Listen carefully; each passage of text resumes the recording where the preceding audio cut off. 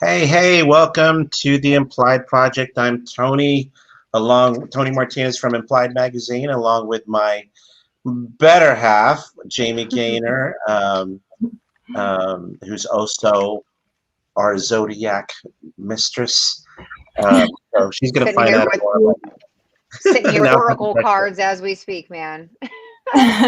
and we actually have been off for a while. I'm recovering still from the Texas freeze, and Jamie, I know it's been cold up there too, but we're back and we're excited to be back with our special guest today, Christina Wesley, from at LF Boudoir on Instagram. So thank you so much for joining us.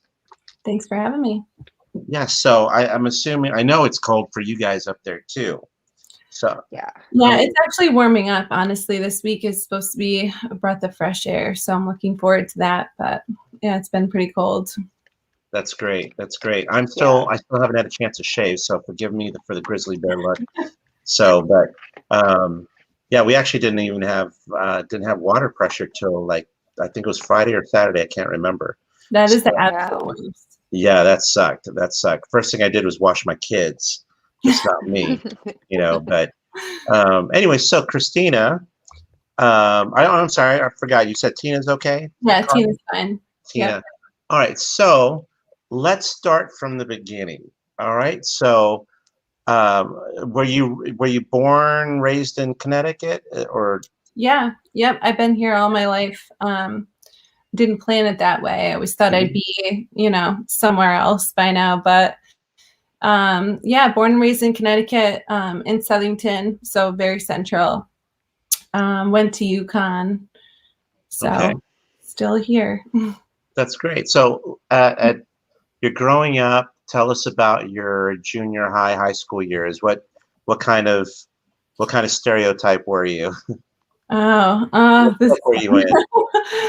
Honestly, I had my friend group that I grew up with, but I was friends with all different groups. It was, I had different people from different groups that I hung out with very consistently. I snowboarded a lot.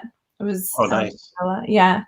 In our town, we had this little mountain that we would literally just like get out of school, throw our backpacks in the yard, and go straight to the mountain and spend all of our days there. So, wow, yeah, nice.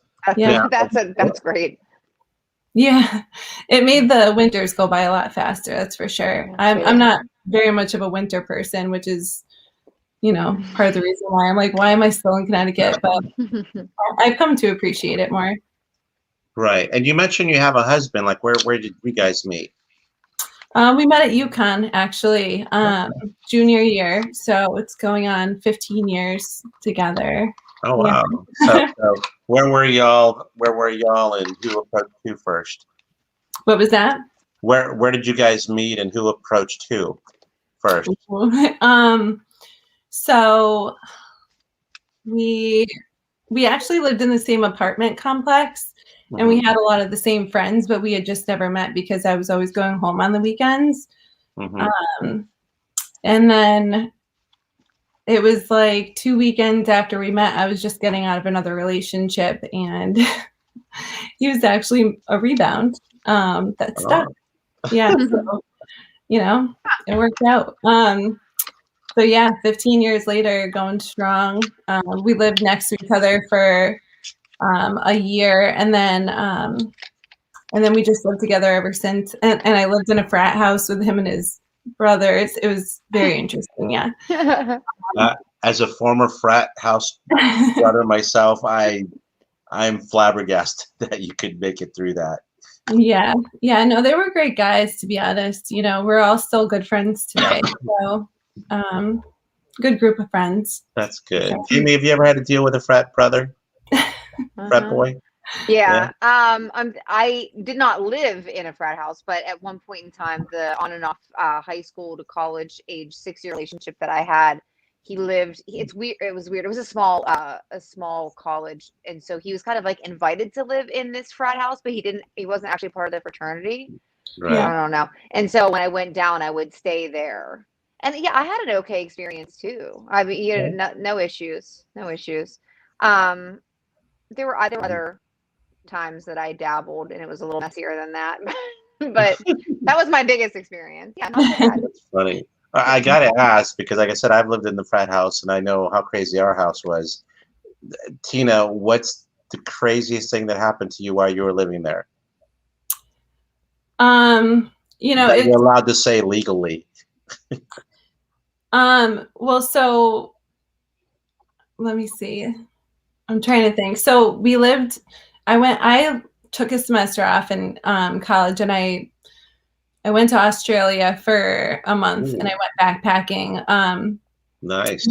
Yeah. So when I came back, that's when I ended up living at their house, because I was kind of like in between semesters, and I just wanted to get right back into school, but my lease was still not ready. So that house that I initially lived in with them burnt down. We were all at a Halloween party down the road, and we're like, where'd all the guys go? And they're like, they ran back to the house. And we're like, what do you mean they ran back? You know, it wasn't even like right down the street. And me and another one of the girlfriends were like, you know, they're like, the house is burning down. We're like, what? You know, we both actually had stuff there. So in our skimpy little Halloween costumes and, you know, high heels, we're like running down the street to this house. But anyway, yeah, the house burnt down, and then we ended up moving to another house off campus, and I stayed with the guys. Okay. And that one was a little bit calmer, but I remember going to a Kings of Leon concert with one of my girlfriends. I've been to a Kings of Leon concert. Yeah, I love them. Yeah, a couple times live. They're awesome. This one was in Boston. And she was a little bit younger than me. So, but she ended up, you know, I was like, no one's going to be awake by the time we get home. It was like, I don't know, 1:30 in the morning on a Wednesday night. And I get home, you know, we pull in the driveway, and there is nowhere to park. Absolutely nowhere to park. Of course. Like, what the hell is going on? You know, like, it's exactly the opposite of what I thought. But what I didn't realize was it was midnight of 4/20. So, yeah. So it was a huge party. Yeah.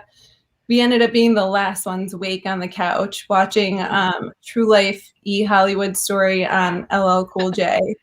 And I mean, honestly, there's so many stories. I can't really pick one of them, but like, you know, the unexpected ones are the ones that really, you know, I remember. I can definitely imagine. I went to SMU, and we had literally fraternity row of all these traditional frat houses and sororities all on campus, and it's one of those typical, you know, cliche campuses when it comes to the Greek life. Big houses. Oh yeah. I just saw a comment from Justin, which reminded me, I forgot to mention at the beginning of the show, for those of y'all that are watching, and if you'd like to participate in the conversation, throw in a question or two, feel free to go ahead and post a comment. We've got one from Justin, who is asking, who's the lady in the middle? That's my co-host, Jamie Gaynor. Hello. Yes. Hi, Justin. I had something to say and I completely forgot it. No, I remember it. It didn't have to do with the question, but hi, Justin. Thanks for that. But I think I was the craziest thing that happened at that frat house that I lived in. I can believe that. I can believe that. What am I? I remember doing things. I got into a fight outside of it. Like, the only fight I've ever actually been in was outside of that. Hey, as long as you won. I'm not getting a fight and losing. So, and you know what? I mean, I'm obviously way beyond that at this point in my life. But you know, it was one of those situations where I don't think there's anyone that was a part of it that wouldn't think that it was an earned situation. You know, hands were laid on me, and I had nothing else to do. And, you know, she started it and I finished it. So that's funny. Just saying. Lucky guy. You kept them busy. Exactly. Justin, what a show. Jamie G is me. Yeah, we'll go into that another time. I have stories.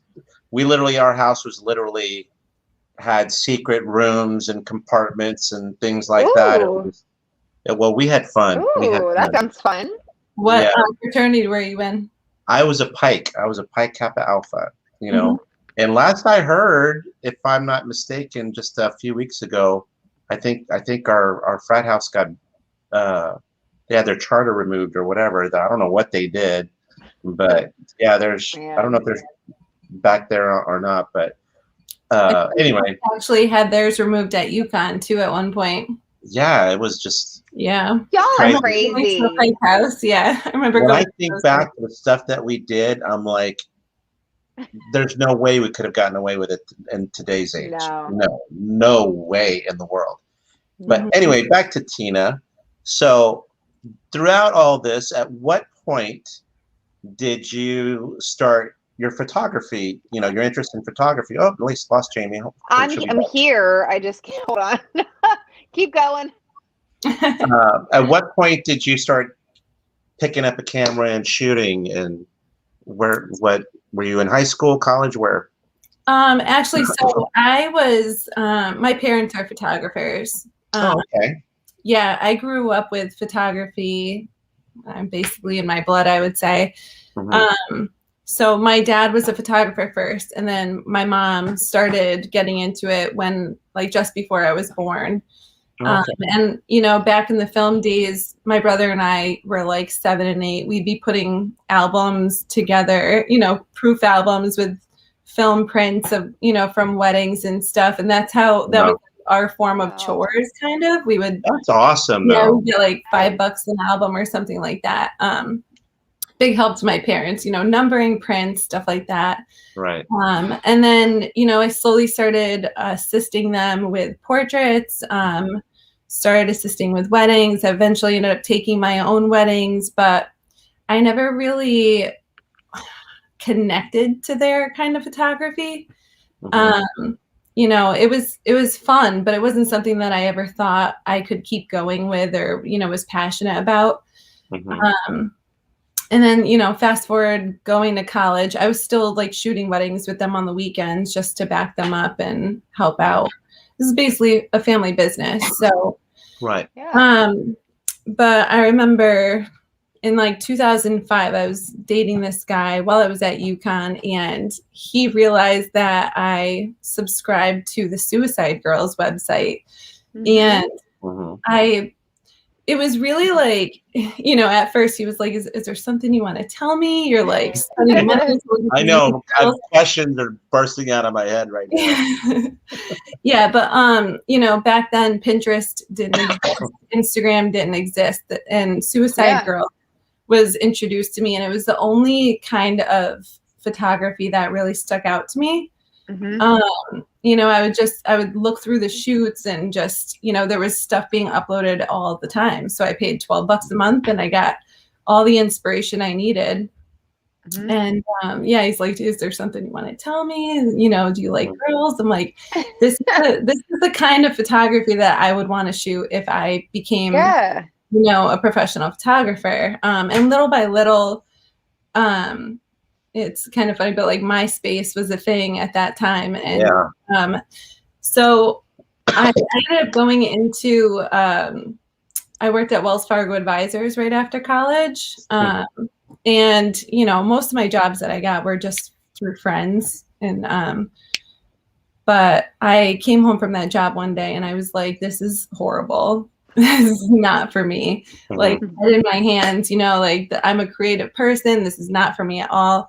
So I said to my husband, my now husband, I was like, I'm gonna call my parents. I'm gonna quit my job. I'm gonna call my parents. I'm just gonna tell them I will do anything in their business that they need me to do. The social media, marketing, you know, portraits. I don't care what it is, but like, this is not for me.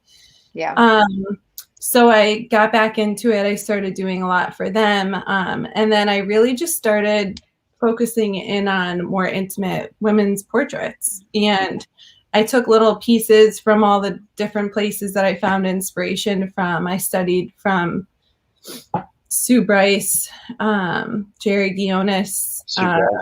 Yeah, so like a bunch of different people who didn't exactly do boudoir photography because it wasn't really a thing at that point. And I just started photographing friends, and little by little, you know, Pinterest became a thing, Instagram, and that's all really made it more mainstream. So Mhm. That's yeah. awesome. Like, do you have tattoos yourself, or? I have one tattoo that I got like literally, I don't know, 2 weeks out of the house into Yukon. I threaten my husband all the time that I'm gonna get lots more tattoos. He doesn't really like them. That's funny. Yeah, no, I'm actually photographing a tattoo artist tomorrow, and I'm Oh wow. like, cool. I don't know if I'm more excited or nervous. I feel like she's gonna give me the itch and like push me over the edge, and I'm gonna end up like covered in tattoos. But she's really talented, so That's Your great. Is it suicide girl something- thing has come full circle then. It sure it has. has, yeah. How about that? Yeah. Mhm. So like actually, right after I started taking shoots again, you know, following the shutdown, I started taking shoots again in June, and my first 2 shoots were for Suicide Girl sets. And I was like, how about that? Awesome. Yeah. No, it was, you know, Yeah. it definitely felt full circle. And I'm Yeah. sorry, but I'm looking at you. I would never, ever think this is a girl that hangs out with suicide girls. You know? I know. Yeah. It's funny. Everyone says that too.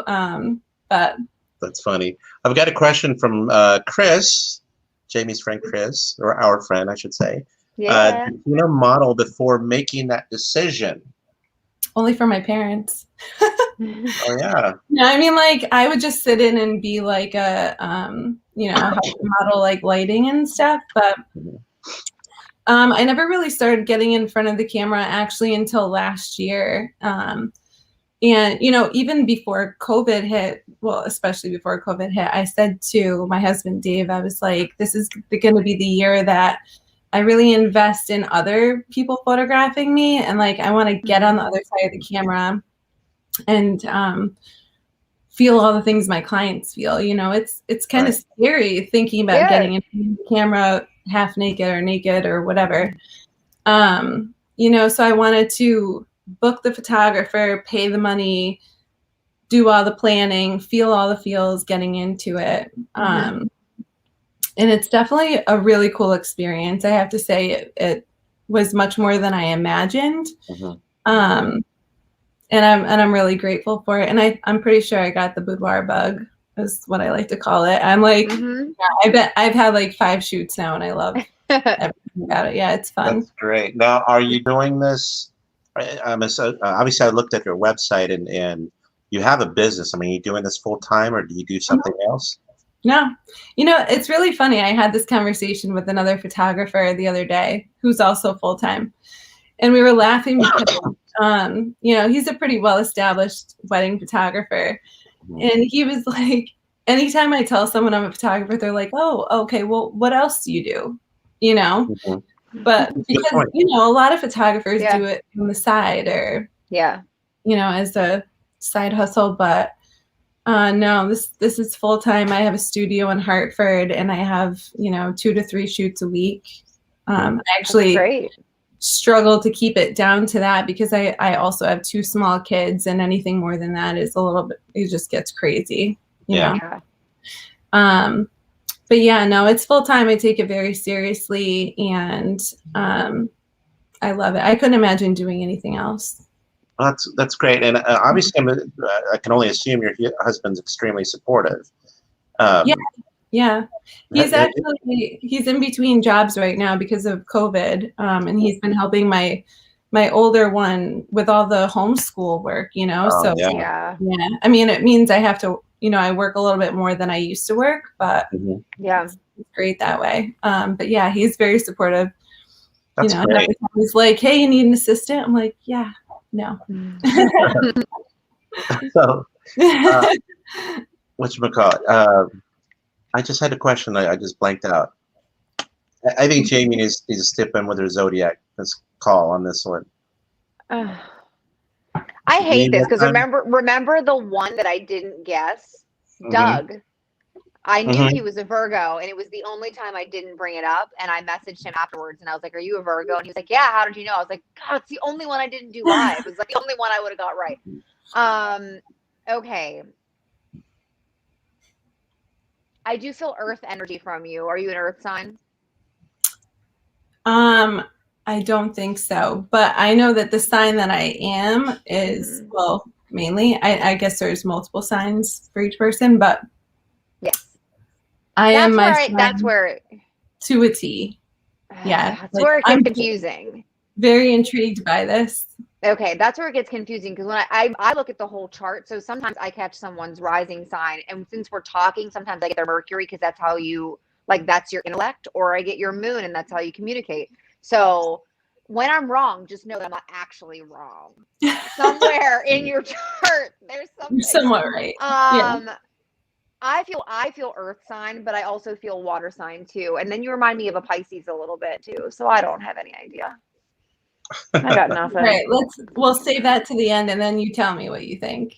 I'm very okay. So going back, since you've been on both sides of the camera now, obviously that gives you a unique perspective as the photographer because you've been on that side too. What's like the first thing or the most important thing a piece of advice that you would give to a model or I want to correct myself. I don't want to say model because obviously, like I know when I'm working with women for intimate style photography, the vast majority of them have never shot this kind of stuff before. So, like, what would you tell these women that come to you now that you've experienced it from both sides? I think that you need to, well, I know in the model world, you get kind of like thrown into shoots with, based on whoever your agent sets you up with. I work with mostly ordinary women who are like married moms or single, getting out of a relationship, like I work with models every now and then, mostly for personal projects, but I have to say that the models that I have worked with have told me that I direct so much more than most photographers they work with. And they're so grateful for it because a lot of photographers just kind of like snap away and it's like, you're the model, your angles, just go. Yeah. But I think that a lot of models are scared to ask for direction because they're just, like assumed to know what they're doing. Yeah. But knowing that now, it makes me even more happy that I do direct the way that I do because they've left their shoot saying, I learned so much from you. Like I feel like even more excited to go into my next shoot knowing what you've taught me from, the way that I'm doing things or how I need to slow down or because I start every shoot off with all the posing pointers that you'll normally hear from me throughout the session because I like to go over a lot of those things ahead of time before we even get to shooting. Because I feel like, I don't want them to hear me say like, twist your wrist and be like, why does she want me to do that? Like I want them to know exactly what I'm looking for ahead of time so that they can feel more confident while they're posing. Right. So I think that's a big thing that I've heard from most models. And I feel like, even though models should know their angles and stuff, they should also be able to ask for advice throughout the shoot and ask for some kind of direction. And honestly, I've heard horror stories from some models, the photographers or agents send them to being ridiculously inappropriate and getting away with it. If nobody speaks up, then they just get away with it. And, photographers need to, not all photographers, obviously, but, gotta be respectful. What's wild? For all of my lingerie, sexy, whatever type shoots, I not that I can remember, I don't think I've ever had anyone be inappropriate there. But the two raunchiest photographers I ever worked with were on agency booked commercial shoots, like for Value City Furniture. One of them was. It was so I don't even know how to. So I don't know why that would happen, but it was almost like there were so many people there, right? It was a whole whole crew building something and makeup artists, and I felt like this particular person and the other shoot as well that was like this. Their personalities, like he just wanted to be funny. And he just kept going with it. And I was shooting with the guy and it was his first time ever shooting. And I think this guy thought that would lighten the mood. And I was like, it's actually making everyone very uncomfortable. Like, Well, that's I awful. totally, yeah. And, you know, I think the thing is too, like I do mentoring and a lot of the clients I have for mentoring are men who want to get into this kind of photography, but they want to learn how to talk to their client the right way without making them feel uncomfortable. And you know how like some people with really bad social anxiety, they just like keep going and they That's say what these, things. Yeah, they don't even know what they're doing. They're just uncomfortable themselves. You know, they don't know what's right to say or wrong to say, and you know, they're just as uncomfortable as they're making you feel just by you know. That's exactly what it was. Yep. Yeah, both of those situations. And I feel for them because it's like they want to get the shots to make you feel good about yourself and also, you know, for their own job. But I think that you should look into some proper training before going into something like this, because the wrong experience can really make or break the model. Even like your own journey in photography, you know, if you're not getting what you're looking for because you don't know how to direct and you're making somebody feel uncomfortable, you know, that all just sucks. You have to invest in what you're doing. And definitely. Chris has another question for you. Could we hear Tina's top 5 posing guides? So like the directions I would give to somebody, I guess, right? Yeah. That's what I would assume, Yeah. So some of the main things that I would go through ahead of time is, so this is all about confidence. You know, we really want the women in the photographs to look confident. So what they hear from me a lot of the time is, you know, chest out, shoulders back, keeping a high posture.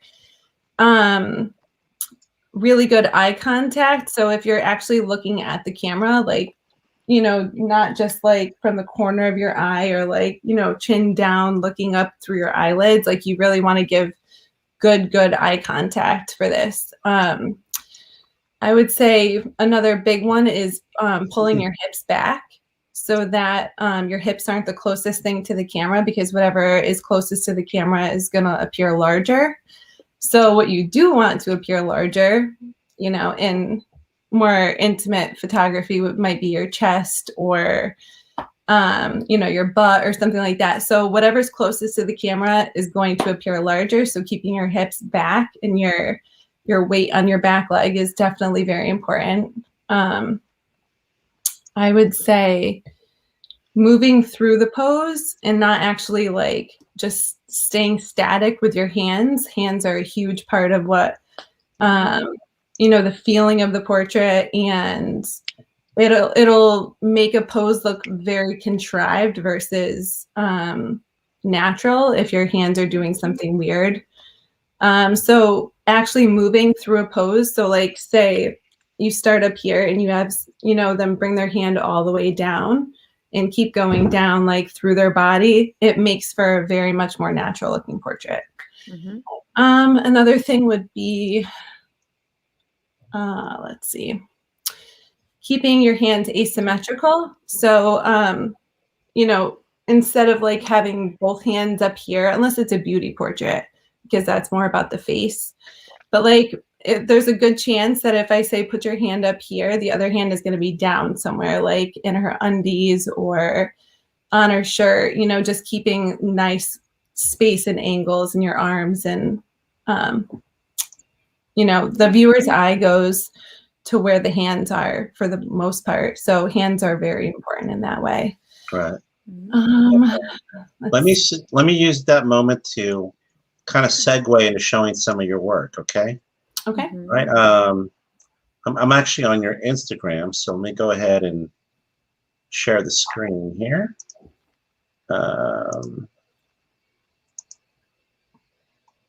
Okay. And for those of y'all that are watching again, you can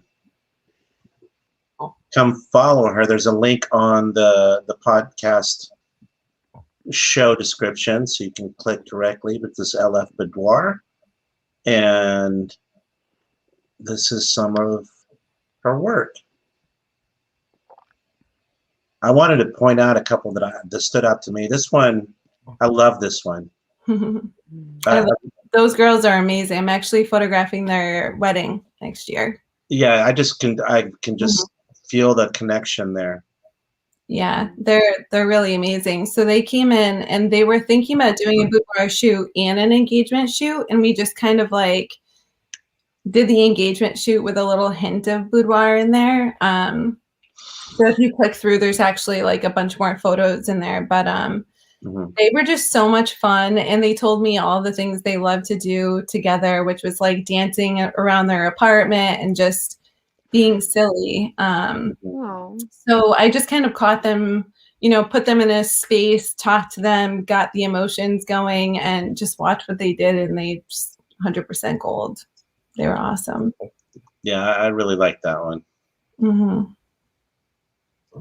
And then if you wanted to point out any of the ones as I'm scrolling through here that might have a cool little story. I love that you've got a plus size one here. You know, so many people avoid these photos, and she's rocking it. She's got confidence. She is unbelievable. She is like, you know, and I also found out halfway through her session, which she didn't tell me beforehand, that she lost 250 pounds before she came in. Wow. Dang, good for her. I was like, Carly, like I didn't even know what to say to her. Like, she is one of those people that you need in your life, and she's just got, she's such an old soul, and talking with her makes you almost feel more comfortable. Like, I don't think I've ever had somebody come into the session that I felt like made me more comfortable. You know, like, she's just the most amazing person, and she really rocked her session. I can't wait to shoot with her again. Yeah, I love the colors and the editing here. It's not much editing, to be honest. I mean, like, I try to get everything right in camera. Processing is very minimal. Yeah, I really just try to use lighting and posing to make people look like their best self, and you know, Photoshop is used to remove inconsistencies in the background, you know, hair flyaways, which I do pay a lot of attention to hair before I get the shot too. Right. But yeah. That's very cool. I love the black and white here in this one. Yeah. Yeah, she actually is a model in Connecticut. Well, she's trying to build her modeling portfolio. And at first we started with just the idea of doing some swimsuit stuff. And then she brought some other pieces, and she just, you know, we had a lot of fun. She's a really cute girl. She's cute. Very cool. So go up just a little bit. This girl in the middle with the black and white. Yep. That's Nellie. She's actually one of my makeup artists, not mine. I work with her very often. She did the girls that you clicked on initially. She did their makeup and hair. And I'd been following her for a while, and she reached out because she just moved to my area, and she's like, I'd love to work with you. I'm like, are you kidding me? Like, I love her work. So the night before this, I actually texted her, and I was like, so her, the one you're on right now, I had shot a half a roll of film alongside of digital with her, and I still had a half of a roll left, and I wanted to use it on someone and just play around. So I texted Nellie. I'm like, hey, you want to get in front of the camera tomorrow? And she's like, yes, let's do this. She was just down to play, and we got some awesome shots. She's fun. That's cool. And the person next to her, Mary, I photographed her. Yeah, I photographed her a few times, and she brings her boyfriend every time, which I love him. It's not typical that people bring their significant others, but funny story, she's now my intern. Oh, wow. Nice. Yeah. So she's really cool. Very cool. I really like this one. It's very subtle. Yeah, that was an awesome shoot. I can't wait to post more from her. Just a girl getting engaged and wanted to give it to her fiance. She did a good job. Yeah. And so it's funny because a lot of these girls, you know, they come to me saying the same thing. They're like, I've never done this before. I just, you know, don't know what to do. And I'm like, it's just following instructions, really, you know? And yeah. I actually love this one too because of the eye contact you mentioned. Yeah, yep. She's actually a model too, but she was recommended to me last year from another model I photographed, and it took us about a year to connect. But when we did, we had so much fun together. She's beautiful. Yeah, those really came out nice. Yeah. So again, you guys can go check this out on our Instagram and of course on her website.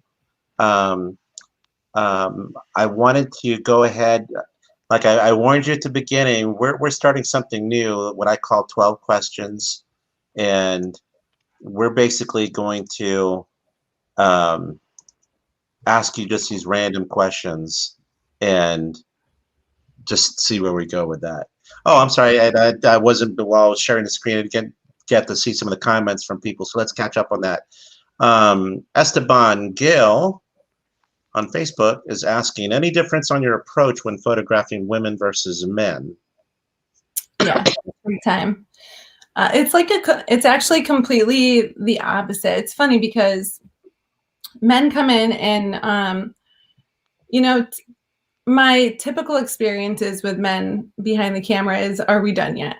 Like, can we be done? You know, like men are usually thrown into photo shoots by their fiance, like, oh, we're going to do this engagement shoot. And, you know, they're just like watching their watch. But the guys that I have photographed, I've only photographed one guy who wanted to do it for his wife. I think you have, is it the muscular guy on your Instagram? Well, there's a couple muscular guys. Okay. Go ahead. Let me see if I can find them. Yeah, this would be the first guy. He was a couple summers ago. So he was 52 and he wanted to do it for his wife. The other two guys were actually working on their modeling portfolio, and one of them was about to do a Rocky remake because he's a boxer. Wow. And all his friends used to call him Rocky. Yeah, I just photographed him again this past Saturday. Yeah, photographing men it's like almost the exact opposite of photographing women. That's Joe.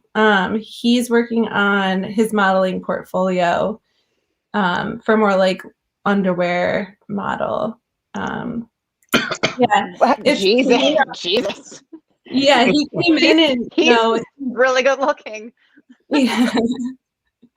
Yeah, I'm supposed to be photographing him again pretty soon, actually. He just got his hair cut, so he's got a little bit of a different look.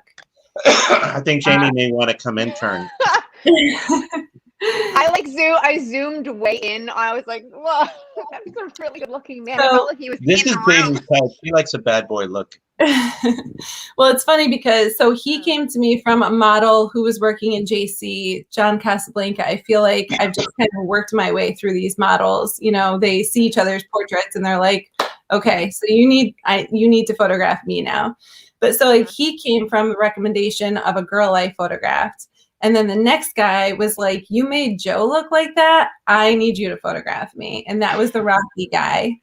And then I just photographed a rapper in Hartford, and he saw Raul's photos, the Rocky guy, and was like, I need you to photograph me. And so they all came from each other in a funny way. Interesting.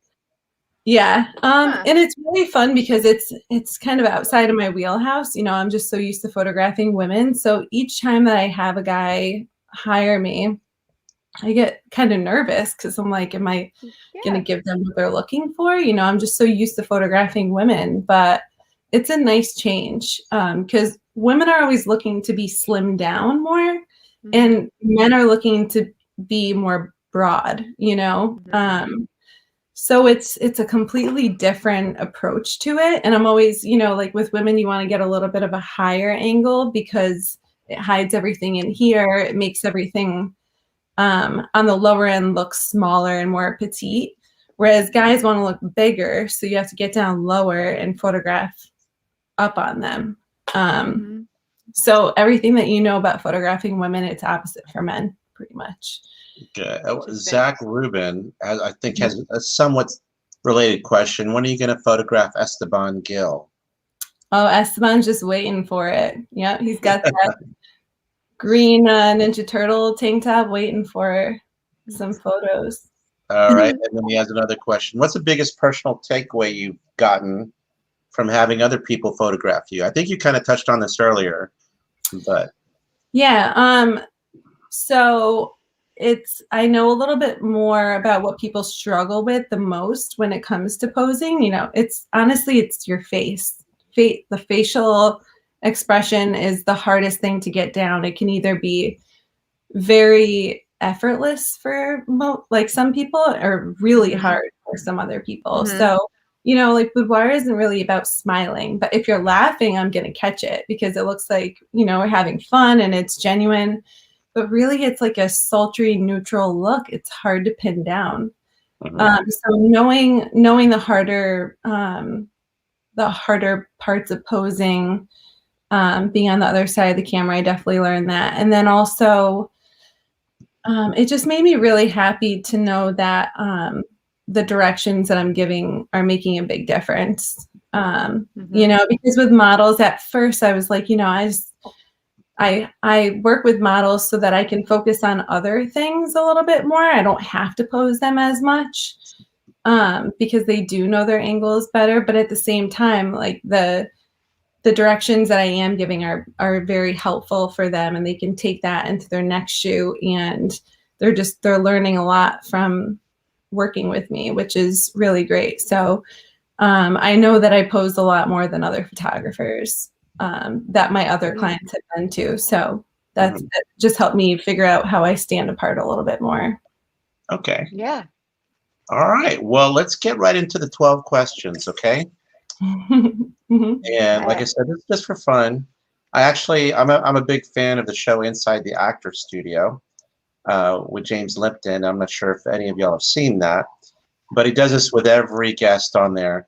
And I'm copying some of his questions, but I've also added a couple of new ones. So let's start off with some of the ones from his show. Okay, first question. What is your favorite word? Food. Food? I don't know. What is my favorite word?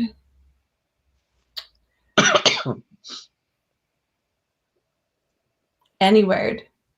Any word. Any word. Yeah, food works. Food would get my attention. If you're not a damn Taurus.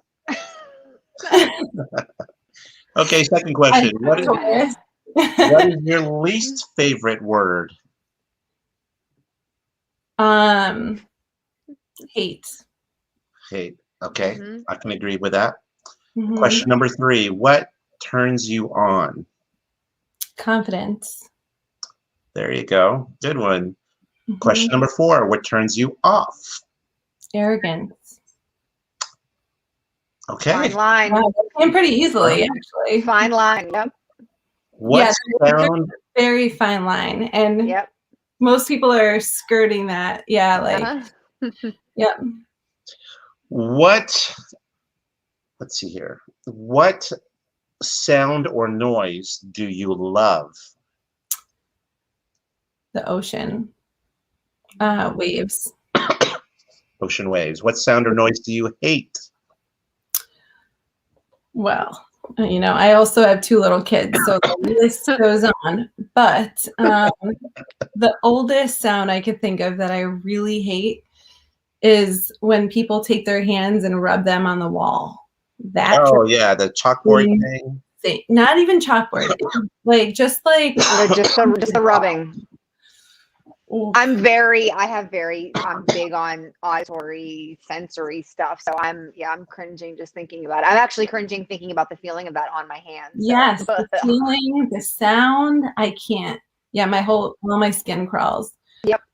You know, most sounds I can really tune out. Like I'm not Yeah. I'm not too bad with, my husband hates sounds. Like he can't deal with any shaking or rattling or anything like that. But yeah, some of them. Okay. Question number 7. If heaven exists, what would you like to hear God say when you arrive at the pearly gates?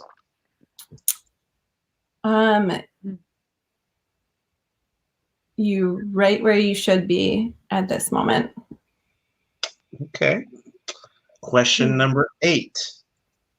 What is the absolute worst name you could give a child? Bertha. What was that? Bertha. Bertha. I would hate that one for sure. There's a long list of bad ones. Yeah. Yeah, that's the first one that came to mind, and I'm pretty sure I'm not going to take it back. Yeah. That was question 8. Question 9. If you were arrested without an explanation, what would your friends and family assume that you did? I like these. You must be such a sweetheart, because I knew behind them you weren't even done with the question. I was like, fighting. I would never get arrested. Fighting. Probably, honestly, being too drunk in public and saying something inappropriate. I'm a lover. Like if I'm sauced up, I'm a lover, and I'm pretty sure I could be too much of a lover at times. But now I think you're a Sagittarius. I'm so surprised you have. Yeah, no. No. If I keep guessing and you're a damn Libra, okay, please continue. More on this later. Question number 10. If you could go back and tell your 12-year-old self one piece of advice, what would you say? Trust yourself. Okay. 10. All right. Number 11 goes to your photography thing. What's the most unusual or embarrassing thing that's happened to you on a shoot? Oh, I think it was soon after I. Honestly, it's embarrassing to me. I don't even know if they noticed, but it was soon after I gave birth to my daughter. It was my second. I had 3 pregnancies altogether. I lost one in the middle, and my daughter was supposed to be a twin. So I had a kind of a half loss with her because her twin. But sorry, I feel like pregnancy got me a little bit more than some people, and so I was bending over to get something, and I farted like. And at first, like the music's playing, I have music on all the time, but like you played it off as part of the beat, right? I think I just didn't say anything, but like no reaction, and I was just like, because it didn't happen. Because it did not happen. And you know what's funny is that whenever that does happen, everybody else heard it, but yeah, they're gonna pretend like nothing happened. Yeah. It's like, no, did not hear that. La la la la la. Yeah, I think the only people that really get to hear me fart unapologetically are my kids. So I think it's just hilarious, But for anybody else, I'm just like, shit, did I just? I've done it, not during a shoot, but I did it during a service with a longtime client of mine. I work at a spa. And it just slipped, and I just kept on talking. I was like, nope, no. And she pretended like it didn't happen, and I was like, you're a real one. Thank you. Yes. Thank you. Yes. No, we're not even going to take that to the grave. Yeah. But it just happens at the worst times sometimes. Yeah. And, she would have been cool about it too, but at the same time, I'm just like, ugh. Especially whenever you're shocked by it and it takes a second, and now you're like, I've waited too long. Now I can't address it. Yeah. Yep. Totally. Yep. Oh my God! What would make it worse is if it's one of the smelly ones. Oh yeah. That was giving it away. Yeah, definitely. Anything else. I hate this. Yep. All right, last question. And this should be an easy one. Name one model you'd like to work with and why. Can she be like a model slash celebrity? Sure. Okay. I would love to work with Hailey Bieber because she does not give a fuck about anything, it seems like. And I feel like we would just have so much fun. She's like kind of like my kind of person. She got that like 90s vibe, effortless, like just doing her own thing, I feel like. So, but honestly, she's a celebrity, so you never really know what's real and what's not. But anything that I've seen of her, I just feel like, I don't know, she'd be the one. And if I could pick a second, it would be Zoe Kravitz. Oh yeah, she'd be really interesting. Same for the same reasons, though. You know, she's just her own kind of person, and I like that. I like that independence. You know, that like I'm doing my thing. I could care less what everyone else thinks. I'm just doing what makes me happy, and you can't tell me anything otherwise. So that's the vibe I get from her. So yeah, well, good. Well, those were our 12, but Zach Rubin's got one more question for you. We'll end it there. Question: what was the biggest mistake you've made as a photographer, and what did you learn from it? So I think the biggest mistake I made was trying to take all the different kinds of photography jobs there were, you know, like, and sometimes I still catch myself in that because I know what I don't really care to photograph.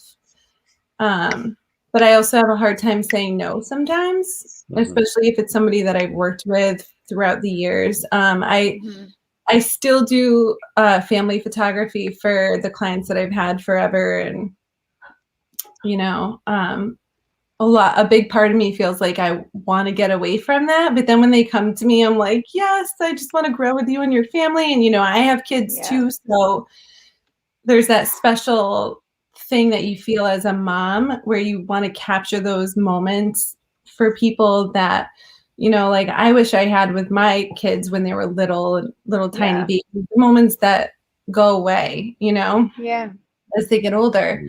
So I think that I need to, I feel like I really want to focus just all my energy on boudoir and photographing women or any kind of intimate portrait and saying no to everything else. But yeah, I think that the best thing that I did was to really niche down and specialize in intimate portraits because it just feels more comfortable. And I know what I love to do. And I know that I'm so excited to go through the photos and it doesn't feel like work to me. So I would say that, I think I answered it. Good answer. Well, thank you so much. Wait, we don't know we don't know her sign yet. Hold on. Now the moment of truth. I'll tell you why all the ones. Foodies, when you said food, that's Cancer. That's Cancer and Taurus, two biggest foodies. With the Sagittarius coming in at a close third on that one. And then I thought Earth energy at first because you're so calm and stable. But now hearing you talk more, I feel like it's air because you are very intellectual. The Sagittarius is, I forget why I said it, but it was relevant at the time that I said it, and I don't remember why. And the Pisces, you just look like a Pisces to me. Every time I see a blonde-haired, like wavy kind of mermaid-looking human, I automatically just think Pisces. And then last but not least, when I said the Libra thing, when I can't figure out a sign, they're always a Libra because they are adaptable and Libras mirror back oftentimes what they are receiving. And so they're very hard to detect. But I could be wrong on all of those. So let's hear it. Wrong. On all of it? Yep. What is it? Wow. I'm an Aquarius. All right. Well, I had air for intellect. That's all I got. No, it's funny that you brought that into this because one of the guys who asked the question, Esteban, we were just joking about this. I one of my biggest moments, freshman year of college, I got out of a bad relationship. I mean, it was good for the most part until it was bad. Yeah.